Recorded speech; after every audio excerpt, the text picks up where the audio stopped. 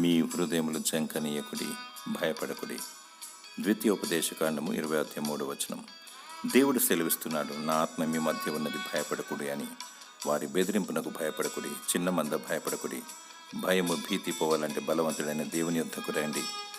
దేవుని స్తుతించి దేవునితో సహవాసము చేసిన ఎడల నీ భయము మటుమాయమగును, నీకు ధైర్యము లభించును. 366 సార్లు భయపడకుడి, భయపడకుడి, భయపడకుడి అని బైబిల్లో చూడగలము. మానవుడు సృష్టికి భయపడతాడు, మనిషికి భయపడతాడు, తన నీడను చూచియు భయపడతాడు.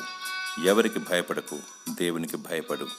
ఆయన ప్రాణాత్మ దేహములను నరకములో పడవేయగల శక్తిమంతుడు. నీతి యథార్థత కలిగి, భయము భక్తి కలిగి, వినయము విధేయత కలిగి, ప్రభు అయిన యేసుక్రీస్తును ఆత్మతో సత్యముతో నిత్యము ఆరాధించినచో నీ భయము లయమగును. పిరికి ఆత్మను తీసివేసి దేవుడు నీకు ధైర్యము గల ఆత్మను దయచేయునుగాక. ఆమెన్.